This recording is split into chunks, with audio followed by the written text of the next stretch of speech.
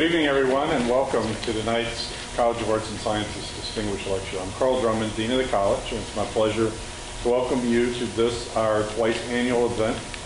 Tonight we're recognizing one of our own, and we're very excited about that. I'm very glad to have you all here.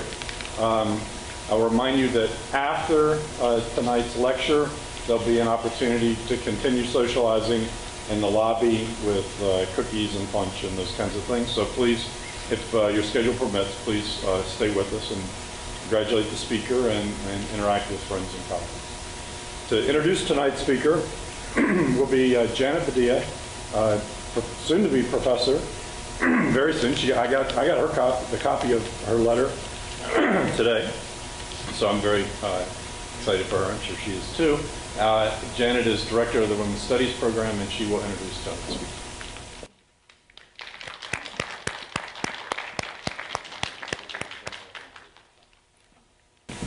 I'll try to do this without a microphone. Can everybody hear me? Yeah? Okay, great.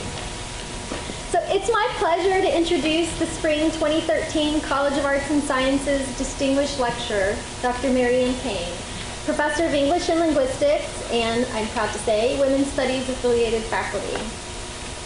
Ann has an exemplary record of scholarship and creative publications, having completed over the course of her career 2 scholarly books, a novel, a score of peer-reviewed journal articles and book chapters, and over 3 dozen short stories, poems, and nonfiction pieces. And tonight, you're going to get a glimpse of her latest project, a critical biography of Margaret T.G. Burroughs. Ann's articles appear in highly esteemed journals within English studies, including College English, Lit, College Composition and Communication, Composition Studies, and Feminist Teacher. And the inclusion of her scholarship in numerous book collections is testament to the high regard her peers have for her work and the importance of her contributions in shaping her field. Just as important as any list of publications, Ann's record of scholarship reflects her deep commitment as a public intellectual. She's given countless readings of her creative endeavors in the local community and beyond, and her scholarly publications frequently engage the intersections of rhetoric and social movements for change, demonstrating her interest in research with broad appeal and application. Her current project, A Walk with Margaret, continues her work in this direction.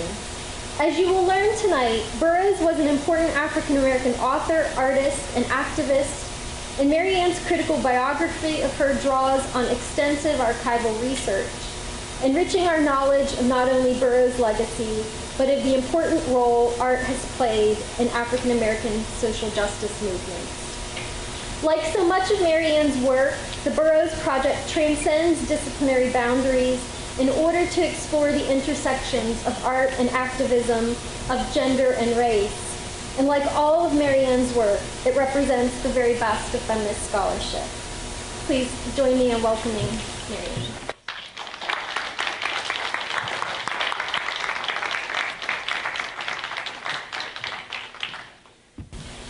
So in recognition of this very worthy selection, Ann, as the distinguished speaker, you have this very important plaque, and congratulations and thank you so much. Thank you. You're welcome.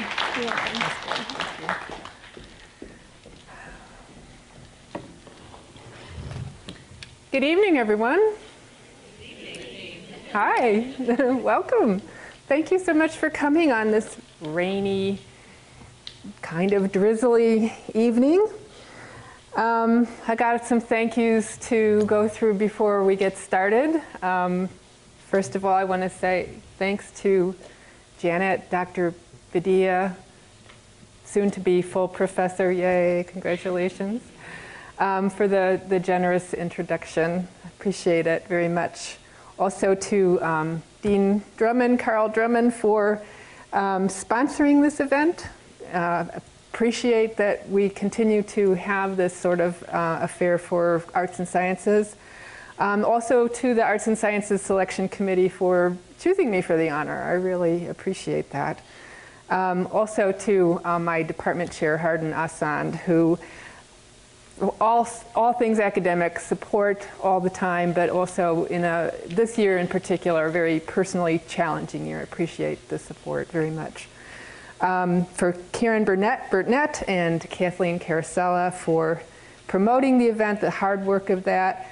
I have to say it's been quite an experience walking across campus and seeing my beagle's face all over the place. They did a great job. And also on the internet, now I see my and Bootsy's image is next to Margaret Burroughs when you do Google Images. So that's amazing. It's fantastic. Carrie Brooks, my student, for helping me with my research on Dr. Burroughs, and I think she's now a Dr. Biophile. Is that right? Yeah, okay. To my colleague and beloved husband, George Calamaris, for his input and support, and especially love and devotion. I'm grateful for the lifetime of work we've had shared, and I'm looking forward to many years to come.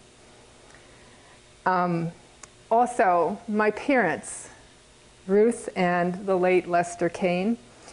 I wouldn't normally thank my parents on this kind of presentation, but I do this in the spirit of the African tradition, calling upon the ancestors for their wisdom and blessings. I'd like to take just a moment right now to bring to mind our ancestors and offer gratitude for the legacies they have made up and passed on to us. So let's just take a minute, just a quiet moment.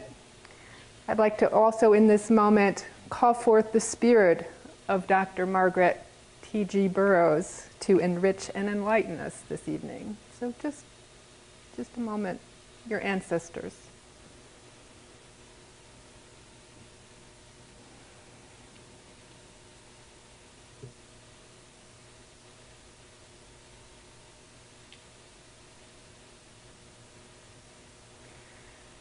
And then, one final ancestor, my emeritus colleague, Hermine Van Nuys. I'm looking for Hermine.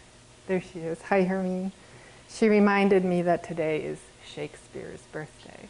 So, yet another ancestor dear to us in English studies, obviously. So, to get started, I want to point out there's a word in the title that did not show up in the posters, mainly because we ran out of room. There's just so many words to say about Margaret Burroughs, but legacy. This is a talk about legacy and what all that is about. Legacy is typically a word used in conjunction with the elderly, the dead, or the wealthy. I, for one, am none of these. So I used to think I had plenty of time to ponder this rather weighty subject. But when I heard Dr. Margaret Burroughs, there's another shot of her, ask audiences, young and old, to imagine their legacies, I started to rethink this assumption. How could I not? This was coming from a woman who had accomplished so much, more than I even knew at the time when I had met her. I'm sure many of you are wondering who Margaret Burroughs is, and why does it matter that you know her? What is her legacy? How many of you heard of Margaret Burroughs? Raise your hand. Okay, a few of you, probably because I've been, getting your ear on her, right? Bending your ear about her. But, okay, so some of you have heard, but not that many. How many of you have heard of the Southside Community Arts Center? Okay, a few of you, right? That's Margaret Burroughs on the left there in front of it, and then that's when they first got started back in 1941. How about the DuSable Museum of African American History? These are in Chicago, by the way. This is in Hyde Park. This is on 38th in Michigan. Okay, so some of you have, but it's not really well known. I grew up in the south suburbs of Chicago during the 60s and the 70s. My mother's family has been Southsiders since the late 19th century, but I never heard of Dr. Burroughs or either of these institutions that she helped found until 2002, and only by accident. I was researching the Bronzeville neighborhood for a novel that I was writing and happened upon the DuSable. The Bronzeville neighborhood is, well, I'll go into that in a little bit, but it's basically the South Side, what Margaret Burroughs said is where black people live. But there's more to it than that. While it's true that Burroughs is well known around Chicago and in the African American art world, and internationally in some quarters as an artist and a museum founder, her reputation is still, to my mind, too narrowly defined. She's not nearly well known enough, given all that she's given to the world. My presentation today is part of a book project that Janet mentioned that I began 2 years ago, following Dr. Burroughs' passing in November of 2010. She appealed to me as a subject for a couple of reasons, and I'll just say one was just, when I heard that she died, there was just something that just grabbed my heart. I mean, I can't put it any other way. I just was so moved by the fact that she had passed. I just felt I needed to do something. But in other terms, why this project? Again, I don't think her accomplishments were sufficiently understood or appreciated. I'm not a biographer per se, so I'm delving into her biography with a specific purpose in mind. Janet mentioned the word critical biography. I think that's a pretty good way of putting it. Namely, to show how her art and her life were tightly woven in ways that can help us understand the deeper value of creative work in terms of the kinds of identities it helps us to create. The kinds of identities that Margaret Burroughs' art created were those that could cross lines of race, class, gender, nationality, and tribe, to name just a few. She also crossed cultural lines between intellectuals, political activists, elected officials, artists, writers, teachers, and other cultural workers. She crossed geographic lines in her worldwide travels, collecting artifacts for the DuSable, but leaving in her wake profound cultural and social legacies of solidarity and hope for change. And finally, she crossed institutional lines, not only between schools and communities, and between museums, but also between those in prison and those on the outside, teaching art to incarcerated men and women until very close to the end of her life. And she lived a very long life. She was 95 when she passed. She learned from an early age how to talk and work with people from very different backgrounds and experiences. And it was her art that enabled such passages throughout her life. She left a profound legacy of such crossings that I'm fearful that will be lost unless she and others of her generation are given their due. It mattered a great deal to her to have everyone should have something to pass on to the next generation. Just as she herself received as a child of the first wave of the Great Southern Migration, and just as she herself worked so hard to make it up and pass it on. And just by the way, most of the artwork, well, pretty much all the artwork you're going to see tonight is Burroughs' artwork. Okay, there's one clip art slide of a Chicago photo, but everything else that you see that's art is hers. So just to further situate my project and where my research is, as Janet was mentioning, I really work at kind of intersections of different subdisciplines within English and then also beyond English studies. And this work probably takes me more outside of English studies than I've ever been before, but it also hooks in with the rhetoric and the creative work. First of all, I have a legacy. I am hooking into the legacy of the scholarly reclamation. A lot of work has been done over the last few decades to reclaim women, people of color, working class, and poor people through literature, history, fine arts, and other parts of the humanities and the social sciences. While my work here owes a debt to that scholarship, it goes beyond simply presenting Margaret Burroughs as another noteworthy subject in African American art and history. Indeed, as someone who myself crosses disciplinary lines, I wanted to show Burroughs' work as an artist, how it allowed her to cross lines that are often contested to generate important social and cultural change. And I want to emphasize that I think her art was no less excellent as art for serving as a tool of social justice. Sometimes you'll hear that kind of debate with, art critics. Well, it's just propagandistic, or it's just, you know, for that. No, I think it holds up as art as well, although I'm not an art critic, so whatever. I just think so. If anything, her legacy illustrates how important creative work is to be able to create and maintain a sense of continuity, not only between social and cultural groups and locations, but also, and perhaps more importantly, between generations. A continuity that I am afraid is especially fragile in what is arguably an increasingly fragmented global society, technology and social media notwithstanding. So some initial questions that have guided me.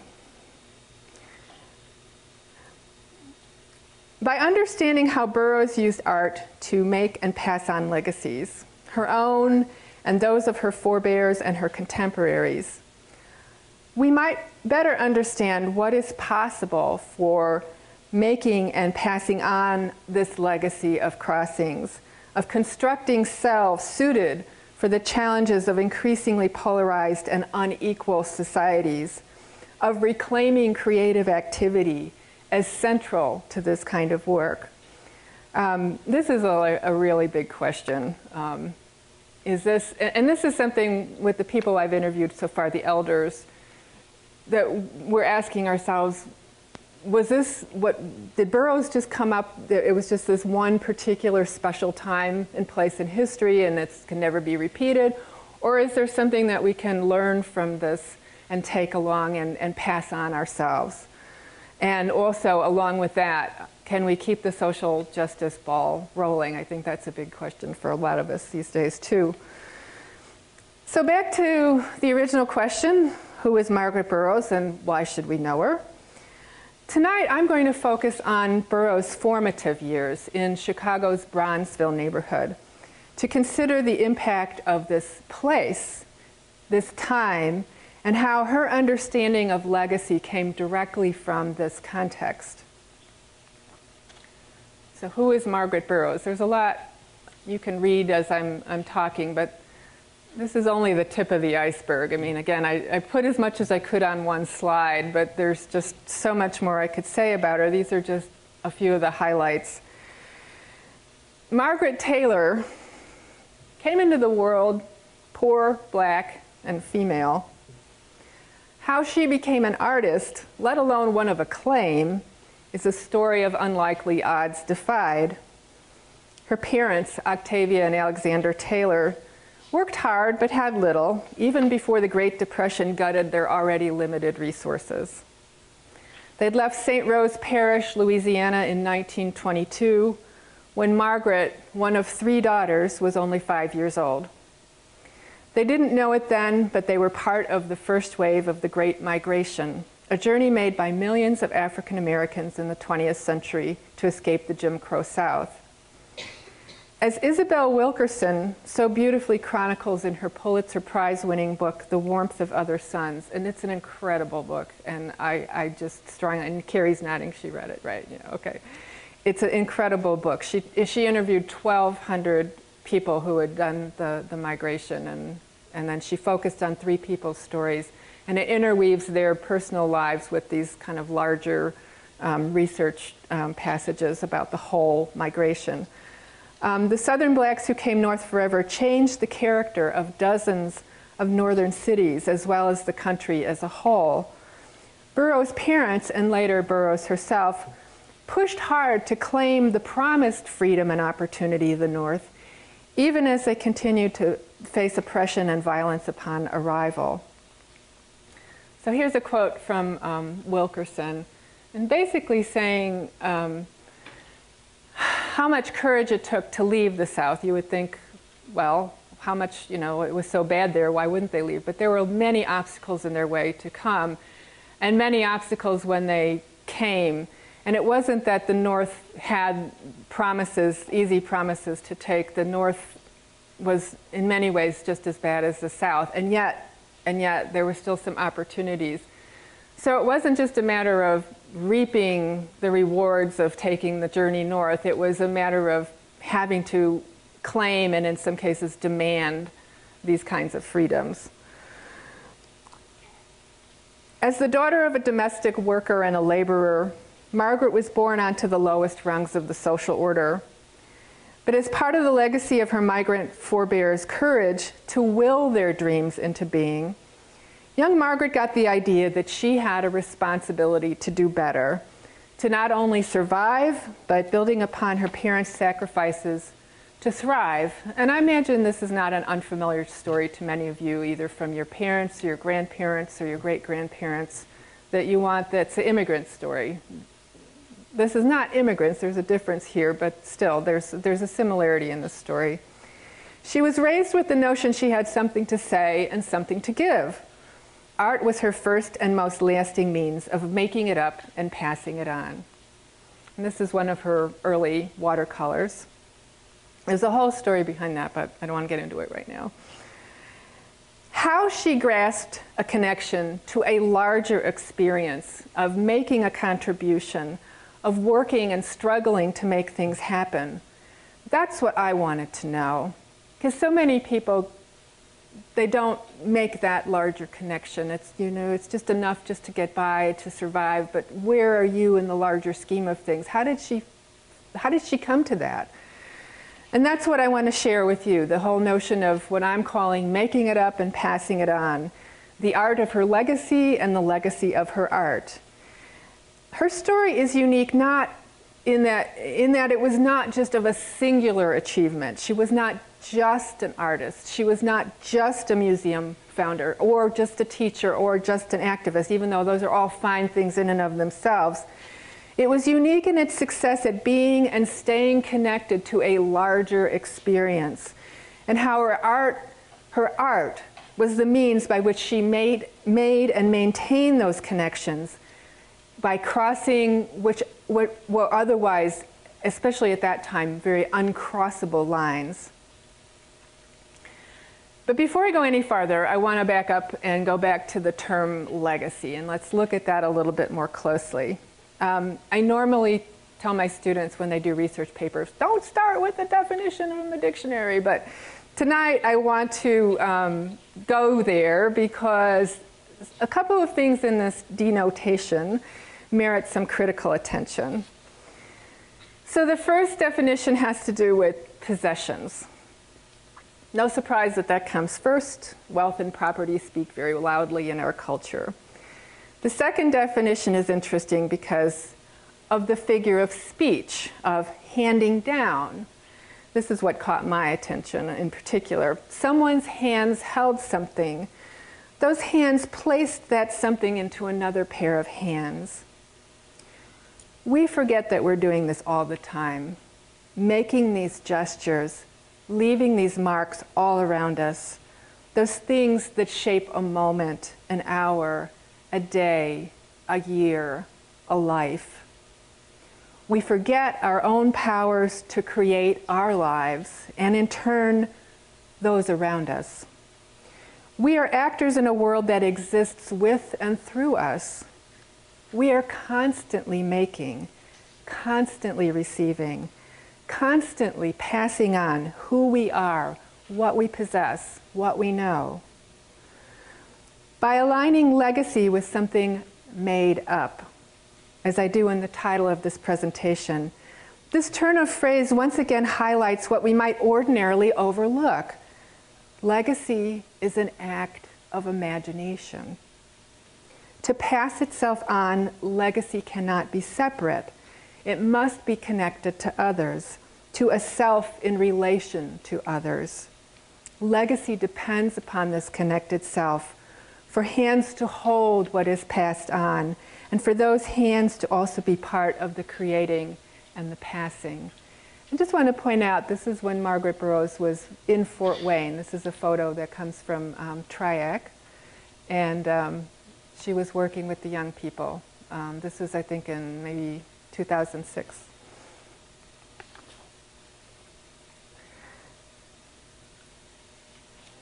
The elders to whom I have spoken during my research would all, I am sure, insist that making and passing a legacy as they have known it still matters, is still necessary. But is that still possible, especially in the ways that Burroughs demonstrated? Was their legacy simply part of this unique historical moment that can't be repeated? As I continue with this account of Margaret Burroughs and her legacy, you may consider where and how, and even why a legacy be passed on. Consider your own legacy, as Dr. Burroughs would exhort you to do. You might recognize that man on the right, if you're from Chicago. His name's Daley. Okay. So, back to the question. Who was Margaret Taylor Goss Burroughs? How did she come to see herself as part of legacy making? To know Margaret Burroughs, we must start with her home for nearly 90 years, Chicago, specifically the South Side, also known as the Black Belt, the mainstream term critiqued by Horace Cayton and Sinclair Drake's groundbreaking study of Chicago's migrant population, Black Metropolis, a study of Negro life in a northern city. And then later renamed Bronzeville, the current name, devised in the 1920s, which is another story, but basically the community decided to pick it up to counter the negative stereotypes of others. So this is on King Drive and about 35th Street, that there's these kinds of markers all up and down King Drive. There's also in the sidewalks, there's markers of well-known people from Bronzeville. I don't know if Burroughs has one of those yet, but I'm sure she's bound to have one. A place set as the earliest home for all those Southern migrants, both oppressed and elevated them. Here's a bit of what Burroughs had to say about her adopted home, and I am going to read the poem. That's the clip art. Chicago, you and I have grown up together, and we have really been buddies, tight. I got off at the 12th Street station, just like all the others, and I found that it wasn't the same as what was said, but it was a heap lot better than what I left behind. Now, I'm not saying that it's been easy, or that everything has been peaches and cream, because there have been a lot of times, Chicago, when you haven't treated me right. Chicago, at those times, I don't give a good damn about your pretty skyline and your soaring skyscrapers and your landscaped green parks and your lovely winding boulevards and that beautiful old lakefront of yours either. I know, Chicago, it may hurt for you to hear this, but I'm leveling with you. And those times I don't care if I ever see you again in life. But not for long, Chicago. Well, not for too long, that is. Because you see, Chicago, when I'm away from you, even for a little while, well, you see, somehow or another, things just don't seem right. I begin to feel restless, uneasy, and nervous. And I'm just not happy. And I get the feeling that something is wrong back there with you. And I begin to wonder what's happening with you and what great things you are doing while being, as you are, the I will city. You might just up and do something big and tremendous that I wouldn't want to miss. In contrast to the lively, industrious, though difficult life that Burroughs knew growing up in Bronzeville, what lingers in the popular imagination about the South Side, when anybody bothers to remember, are the stark conditions that prompted author Richard Wright to compile his photographic essay, 12 Million Voices, which illustrated how the travels of those seeking the promised land often ended in nightmare. A major assumption of many scholars has been that the migrants brought the blight that caused the fall of the cities they migrated to. An assumption that Isabel Wilkerson argues quite powerfully is false. What is also remembered and is still fresh in current perceptions is that, and just turn on WGN and you'll get it, is the South Side as a place of violent crime, drugs, gangs, and general social, cultural, and even moral deterioration. Many scholars have tied this legacy to the Great Migration itself, but this is far from the full truth. As Wilkerson reminds us, it was not the migrants who brought the harsh conditions, but it was the cities that exerted them upon the migrants. The migrants, in fact, left a rich legacy of many gifts. Today, for instance, those like Margaret Burroughs, oral historian and labor activist Timuel Black, poet Hakeem Adabuti, who, by the way, was just here last week, to name a few Southside elders and luminaries, those who came up from the South and have stayed and lived and struggled and thrived can claim as their part of the Southside legacy the first president of the United States and First Lady, first African-American president and First Lady of the United States. Some of you may know that Michelle Obama is from the South Shore neighborhood of Chicago, still has a lot of family and connections. She used to work across the street from the DuSable Museum at the University of Chicago Hospital. So this was perhaps one of those big and tremendous somethings that Burroughs did not want to miss. And fortunately, she didn't miss it. She lived long enough to see him 2 years into his first term. But as Wilkerson and others have shown, it was the migrants who transformed the cities, the country, and the world by their legacies of perseverance, creativity, hard work, and concern for future generations. So, what kind of place was the South Side, especially during Burroughs' formative years in the 30s and the 1930s and 40s? Scholars Robert Bone and Richard Courage have equated the South Side's 30s and 40s with Harlem's 1920s Renaissance.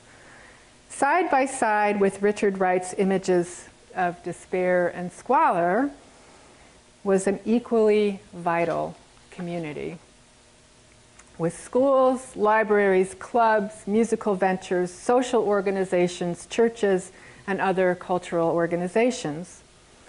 Like Chicago, Harlem's Renaissance focused on what James Weldon Johnson called, quote, the art approach to the Negro problem.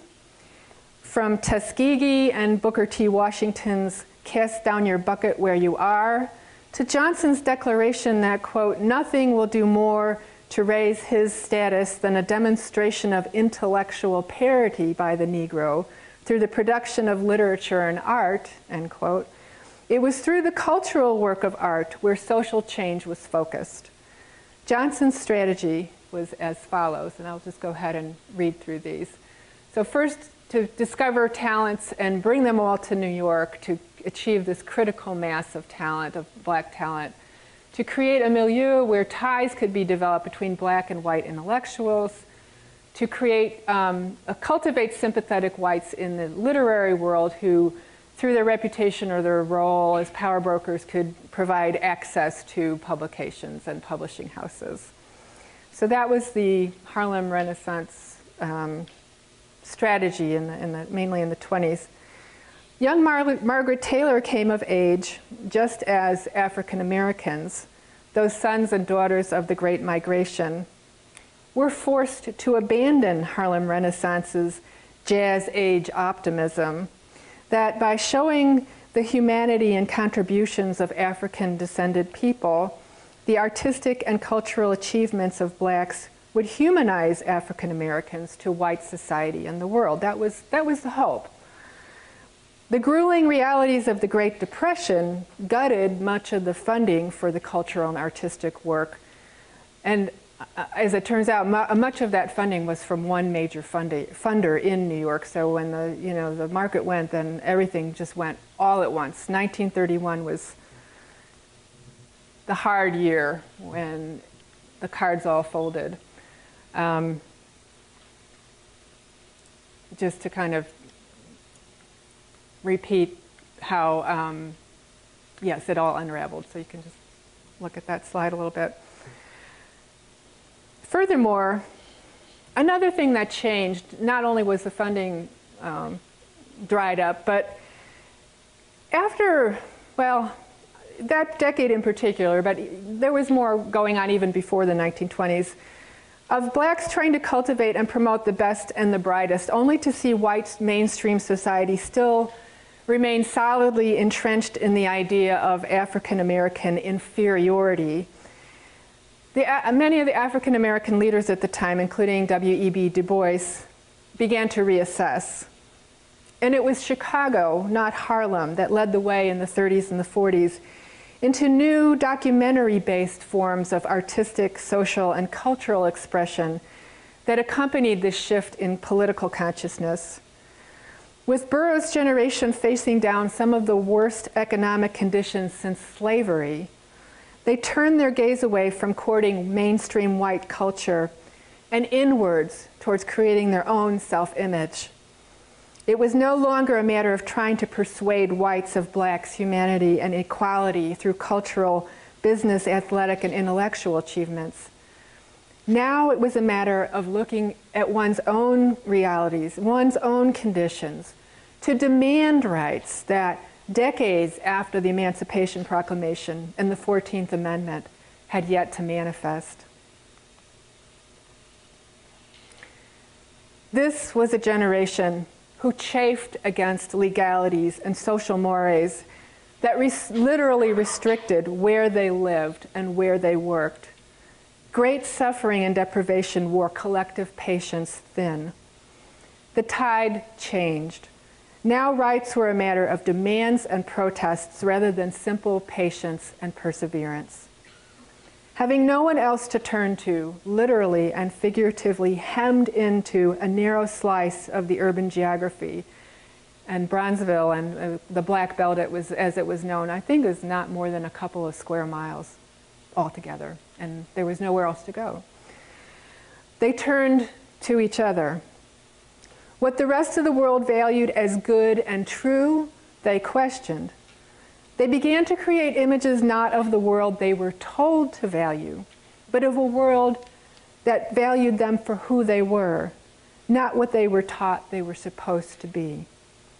For young artists like Margaret Taylor, it was a time to draw and paint the reality that was her world as she saw it. And again, if you don't follow art history, you might not realize what a huge shift this was in the art world, to be able to paint these kinds of realistic images. While the story of the starving artist is a familiar one, I want to try to defamiliarize it a little bit so you can try to grasp a bit more how truly amazing it is that Margaret Burroughs ever came into art. While celebrated artists such as Pablo Picasso, Marc Chagall, and Fernand Léger led the quintessential bohemian life in Paris during the 1920s, young Margaret, along with her two sisters, was finding audience with her extended family. I put this up kind of a little playfully, but also to show how Burroughs was very much influenced by European artists. It's interesting, though, that Picasso was influenced by African art.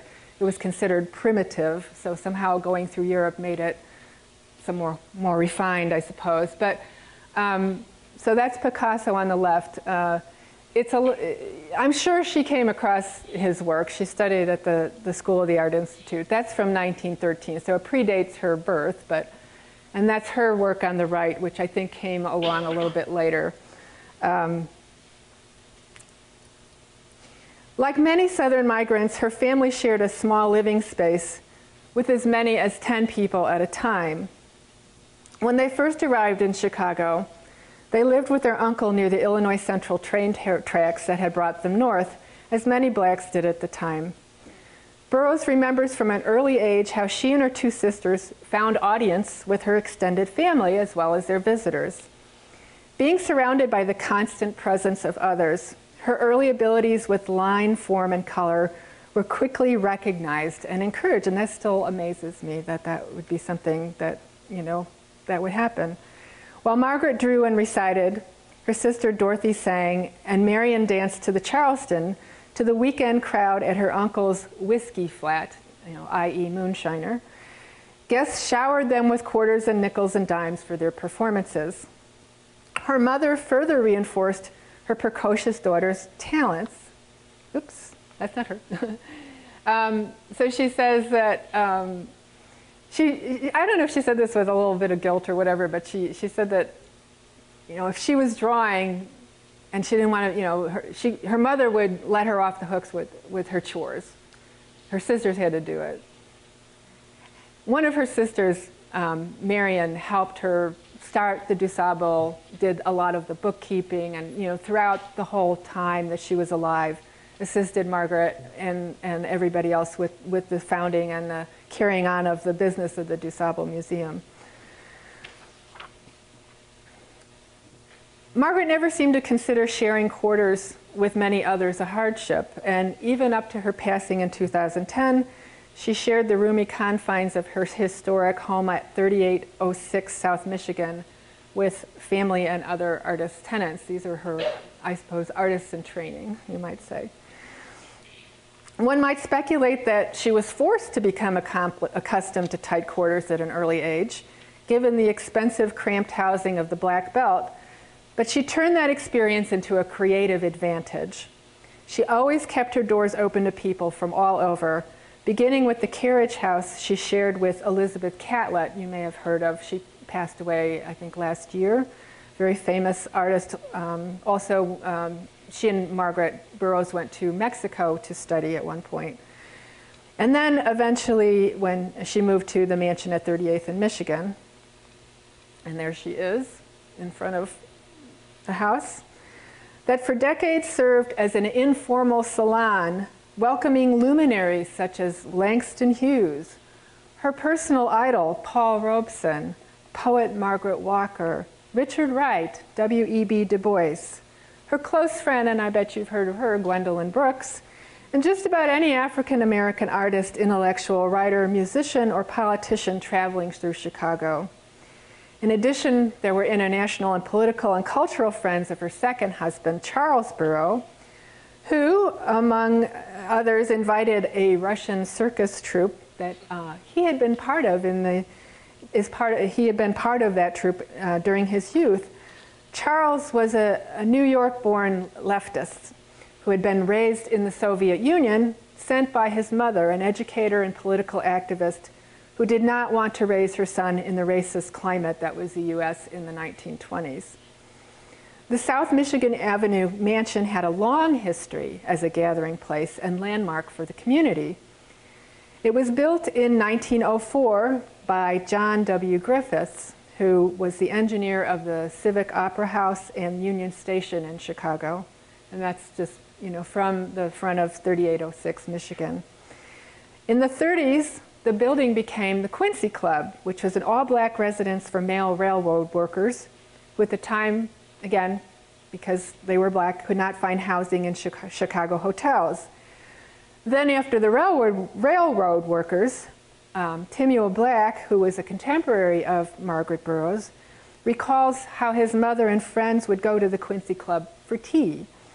So it was always this very social place, except, of course, when John Griffiths lived there. And then once the whites left, it was more of a communal space. In 1959, Margaret and Charles lived in the carriage house on the property. And then shortly thereafter, bought the main house, which is this house that you saw already. In 1961, a couple years later, they started what was known as the Ebony Museum, and then eventually became the museum you saw earlier, the DuSable. But they started it in their living room. And this is one of two murals that I'll show you. So that you go in the front door of the house, you go to the left, and the murals are right there. And you can see the importance of reading. Yay, English majors. She taught English and art, by the way. And then there's another mural right there. So Burroughs had always lived in a space that she shared freely with anyone interested in joining the conversation. Very much the antithesis of the stereotype of the artist in splendid isolation. It was because of, not in spite of, the confined spaces of Bronzeville that Burroughs came into and developed her artistic self. This stereotype of the isolated artist at work is further challenged by Burroughs' bent for producing art from within this kind of social immersion. Starting with her extended family, as I've already mentioned, she graduated into other social groups, most notably George Neal's Arts Crafts Guild. Neal was taking lessons at the School of the Art Institute in Chicago, and then he would pass on the lessons that he learned that week to his younger proteges, providing instruction and community at a time when the only money for artists available was from the Federal Arts Project. And I know some of you have heard of the Works Progress administration under Roosevelt. Later, Neil would join forces with the Artists Union in the FAP, Federal Arts Project, bridging the gap between labor organizing and artistic expression. Tim Black, and he's one of the elders I've interviewed so far, he's also a noted Chicago historian and has a 2-volume oral history of migrants and people from Bronzeville. Anyway, check it out. It just came out. He also remembers Burroughs as a part of a group of young intellectuals, artists, and activists who met at Washington Park, which is where the DuSable Museum is now, on a regular basis. It used to be an old it was a police station, and then there was another space before that. An emerging consciousness about Black identity and injustice galvanized this group, which crossed age, race, class, culture, and gender lines, unified by an activist stance regarding injustice. Burroughs was also a member of the Federal Writers Project, also part of the Works Progress administration, that for a time was overseen by Richard Wright. And she also was a young teen member of the NAACP, and as I had on a previous slide, she was part of the protests against the incarceration of the Scottsboro boys. Once she began living on her own, back to her history of living among many others, she invited Elizabeth Catlett to share a rambling carriage house with unheated spaces for studio work. Together they hosted weekly Saturday night artists' parties. And through George Neal, the young artists helped each other find exhibit space in basements, churches, libraries, anywhere Bronzeville would allow, given the lack of galleries interested in African American art at the time. This lack of public space spurred Burroughs and others to form the Southside Community Arts Center. You saw it earlier. I'm just showing you the image again. And this is almost directly across the street from her mansion, it is a mansion on South Michigan. So she's at 3806. This is I can't remember if it's farther down or up the street. But anyway, you can see this place from her home. It opened in 1941, and this is the old Comiskey, if any of you remember Comiskey Stadium, White Sox Stadium. Now it's called, I don't know, something corporate. Yeah, it's the old Comiskey family mansion, which was paid for by the Federal Arts Project funds and a Mile of Dimes street corner collection campaign, which Burroughs was constantly telling about how she and others would stand on the street corners of Bronzeville and collect dimes. And the only reason that this is still here is because they bought the building. There were, I don't know, dozens of others of these kind of art centers that came out of the WPA, but this is the only one that remains because they bought the building. In another communal residence, she was with her first marriage to artist Bernard Goss. They sponsored regular gatherings in their coach house flat, described by Willard Motley. And this is worth reading the whole thing. A barn of a place, so many rooms that their rude, hand-fashioned fireplace with its stovepipe chimney and a large coal-burning kitchen stove cannot warm them all in winter. The water is fetched in a pail. The dishes are washed in a clothes tub. But the studio, a large room, blends the artistic, the bohemian, and the economic charmingly. There are canvases on the wall. There are pieces of sculpture standing on the tables. And there are cracked plates, mismatched silver, rickety chairs. He was a journalist with the newspapers in Chicago, the Southside newspapers in Chicago. Later, she and Charles, her second husband, would open their carriage house adjacent to the Griffiths mansion, which that's what they eventually bought, for similar parties, openings, and drop-in conversations. But it was the main house at 3806 where meals at the picnic table in the kitchen became a standard itinerary item for artists, writers, poets, and thinkers from across the country and around the world. Then, in 1961, at the urging of her students, Margaret and Charles opened the Ebony Museum of History in their living room. Talk about going public. But not to romanticize things here. This is from a speech that Burroughs wrote upon the opening of the Southside Community Arts Center. And even at that point, there was a considerable tension between the wealthy kind of patrons of the art in Bronzeville and then the artists themselves. So she wanted to kind of set things straight. We're not trying to say, oh, this is so great that we're poor. We're just saying we want to tell it like it is. We want to tell the truth. Given the open door policy at 3806 Michigan, given that Burroughs taught high school for nearly 25 years and then community college after that, given how she raised 2 children and then grandchildren, given how much she traveled abroad, I've often wondered how on earth she managed to get any artwork done. My habits as a writer are definitely more solitary. A brief anecdote by Haki Madhubuti, who some of you may know by his former name as Don L. Lee. And I mentioned earlier, he's an internationally acclaimed poet. He's the publisher of the only independent African-American press in the United States, Third World Press, and also the co-founder with his wife, Northwestern distinguished professor Carol Lee, of 4 Afrocentric schools on the South Side.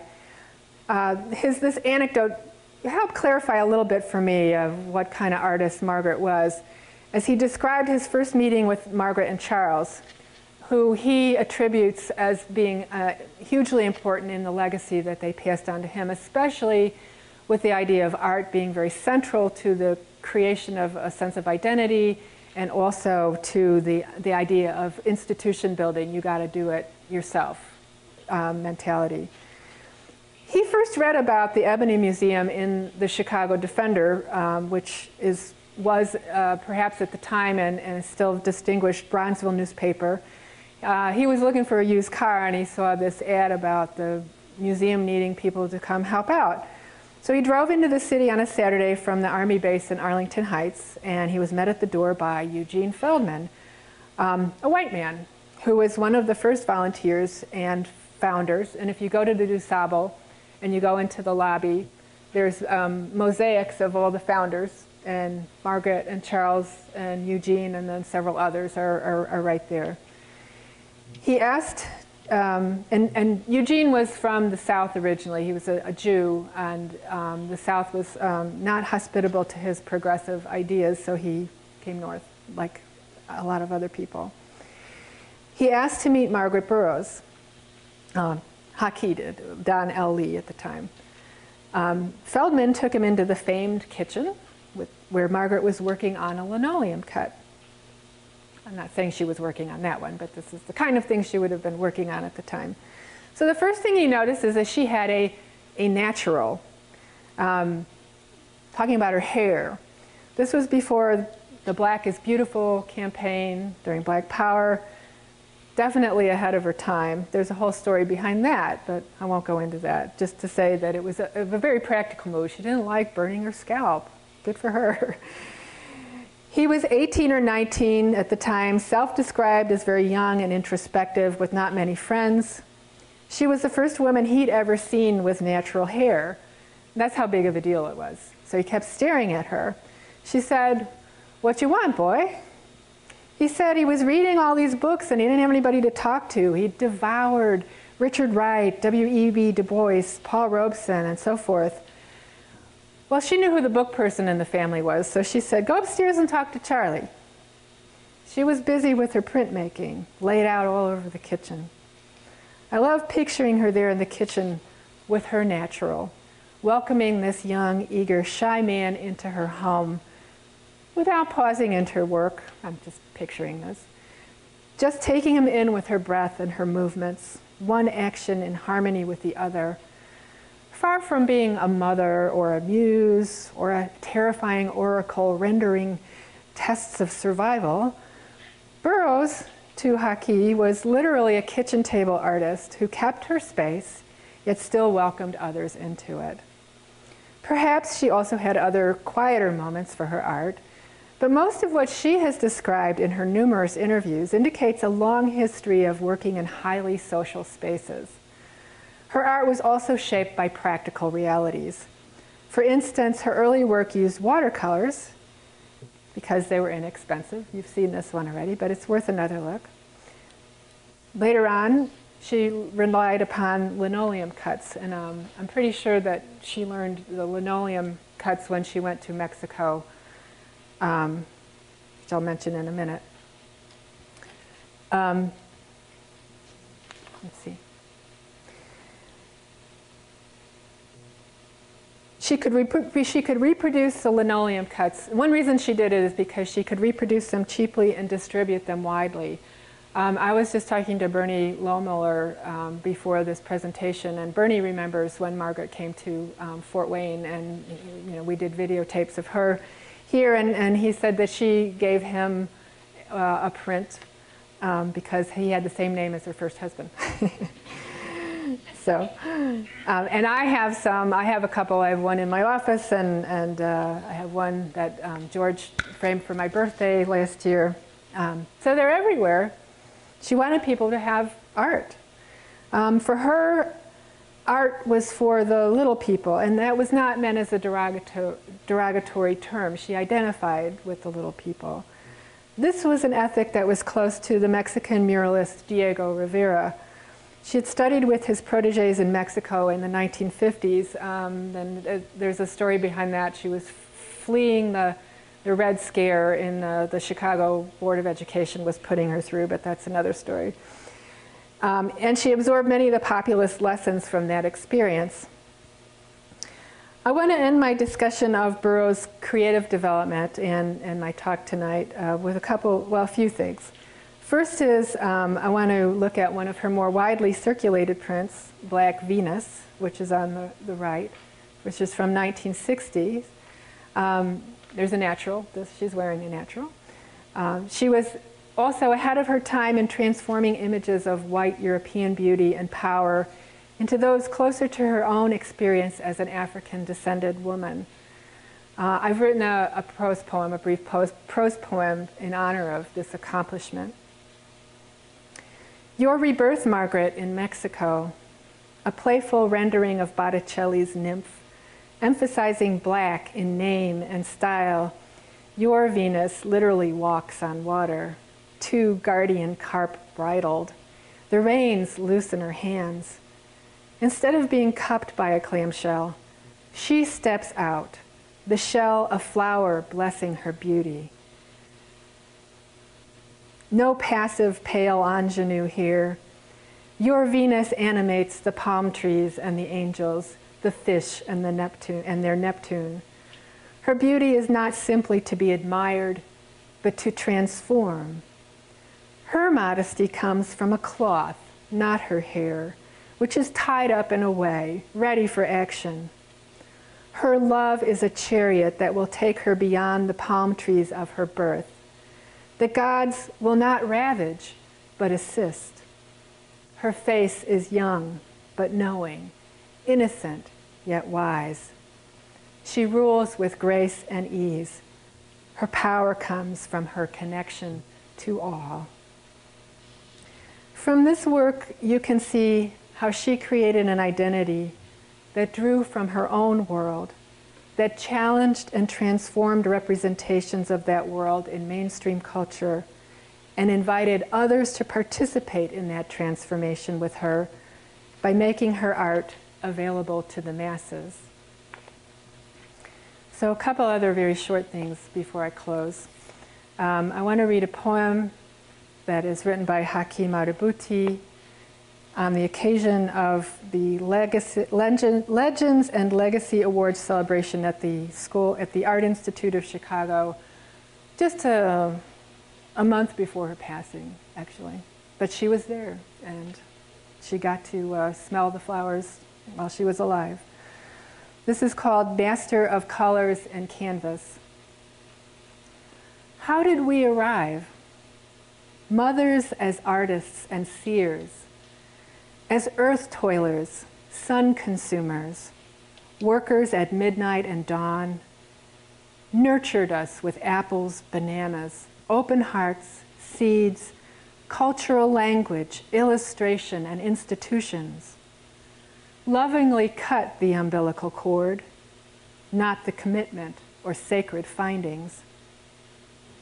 You with the brushes, canvas, paint, tools, and ideas, with African hair, mind, and memory, instigated an uprising to change the conversation, quickening our run towards saneness, smiles, and fear, outpacing a leadership who moves like roaches with Alzheimer's. Today, we on jet-powered roller skates still eat your dust, still are wondrous of the measure of your gifts. And speaking of roller skates,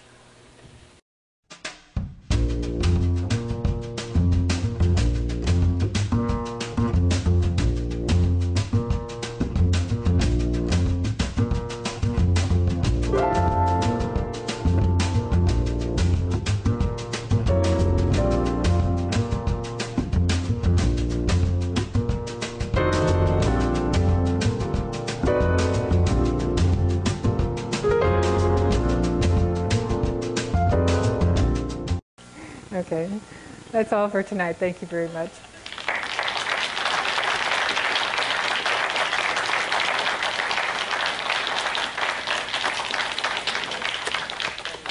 I know you want to ask me anything? Oh, the wave! Oh, okay, double extra credit.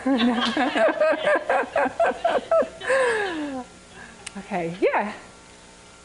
Well, you said that she was member of the NAACP as a teenager, and I'm curious if you know who her. It seems young to have a strong political consciousness. I wonder who influenced her.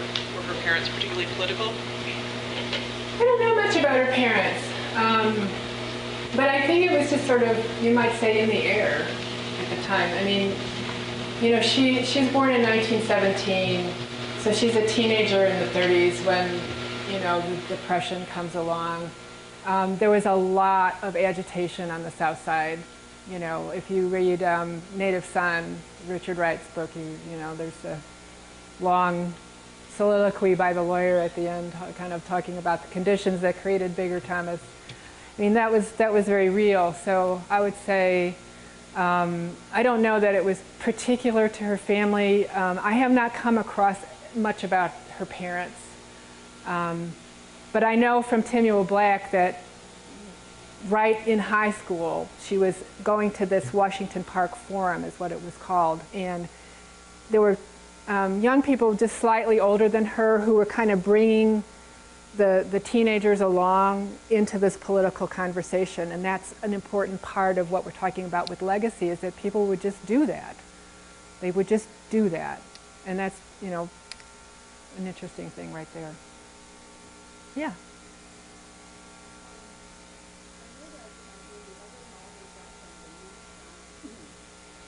She's talking about the book I researched for Brownsville, yeah. And I have kind of had the privilege of teaching. To me, it seems there are some kind of connections between these two projects. I wonder if there are either realistically or imaginatively or both. Because in that novel, there are some of the characters, they were migrants from the South into Chicago, and kind of went through somewhat similar experiences as Margaret Robbins. Yeah. So are there any continuities between these two? Well, I think that's why I even got interested in doing this book, is because I had done tons of research about the South Side and Bronzeville in particular for the novel that never made it into the novel. I mean, most of it didn't make it into the novel, so I had all this material.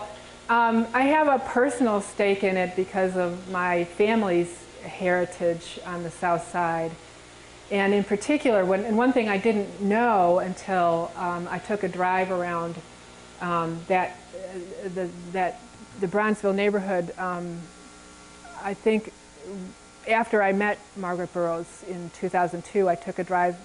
My uncle was in his 70s at that point. My grandfather had a business that he had started up himself during the Depression, where he sold cookies and then other things to the small grocery stores in Bronzeville. And it turned out that one of them was across the street, well, actually 1 block away from Burroughs' home, which kind of blew me away. And then my uncle had taken that route, that business over from my grandfather, and so he had it for decades, and so that was his livelihood. So my family's livelihood is directly connected into this community.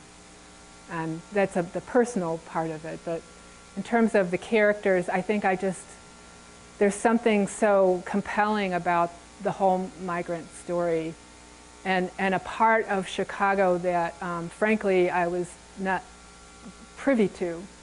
And I think clearly race was a big issue, you know, where I never even saw where my mother grew up on the South Side until a few years ago.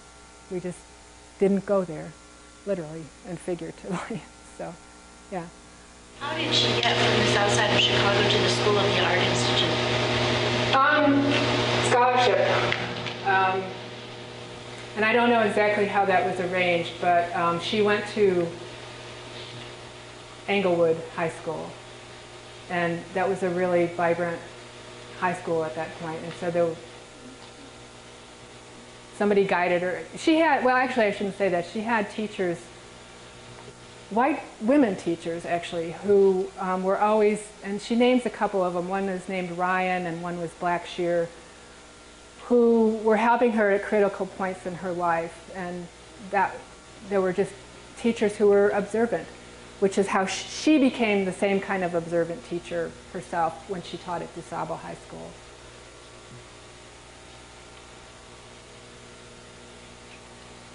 Anything else you want to know?